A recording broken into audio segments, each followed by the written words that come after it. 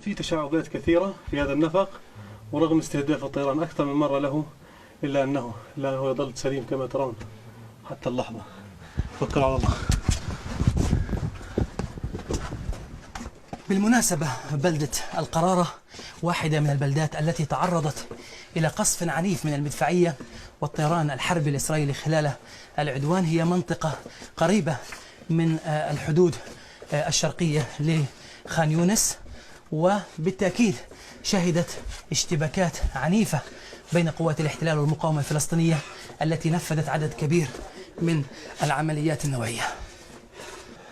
طبعا خرج 2 من المجاهدين من هذا النفق وقاموا بالإغارة على دبابة، عملية استشهادية طبعا بعبوة تاندو معدة خصيصا لهذا النوع من العمل. الشهيدين المنفذين للعملية كانوا أخونا الشهيد باسم الأغا، أخونا الشهيد فادي بغدادي رحمه الله.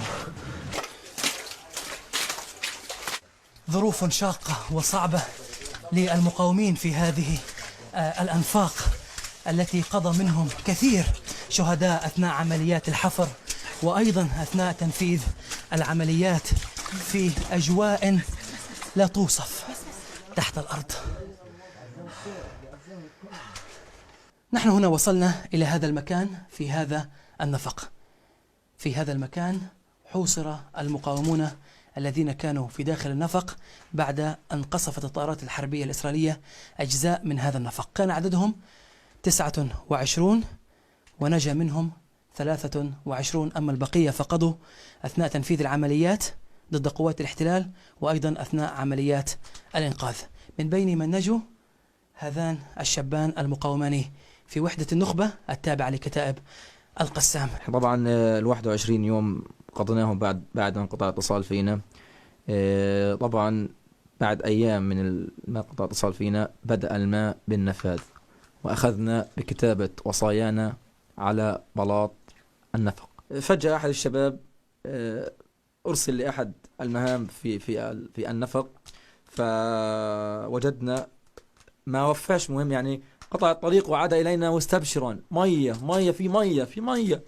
لم نصدق، قمنا جينا نجري هنا، جينا على المنطقة هنا وجدنا نبع من الماء، نبع مية بتنزل تطلع من الأرض، ما فيش مكان انقصف تنزل منه مية، المية تطلع من الأرض، من باطن الأرض بتطلع المية. جبنا جزايز مية، علب مية زي ما انت شايف. العلب هذه كان معنا مرشح من الاسفنج، كنا بنعبي من المية نحطها في الاسفنج ونرشح المية وننزلها في الجزايز. هذه التمرات بقايا ما احتفظنا به وبقي معنا بعد أن خرجنا من هذا النفق سالمين، بعد أن قاموا إخواننا بإخراجنا سالمين. طبعا هذه التمرة كانت ليومين كما ترون، نقسمها قسمين، تمرة للفطور وتمرة للسحور. الدنيا كانت صيام من كرامات الله، يعني 21 يوم لم نفقد الأمل أننا سنعمل وسنقاتل، وربما سكون لنا جولات أخرى مع العدو الصهيوني. هي إذن واحدة من قصص المقاومة التي تكشف عنها كتائب القسام، قصة يقول المقاومون هنا إنها تدل على ما حصل معهم أثناء العدوان من إنجازات ومعجزات على حد وصفهم، لكن المقاومة تؤكد أن قصصا أخرى كثيرة تبقى طي الكتمان والسرية لسرية أماكنها وأشخاصها. تامر المسحال، الجزيرة، من أحد أنفاق المقاومة في بلدة القرارة بجنوب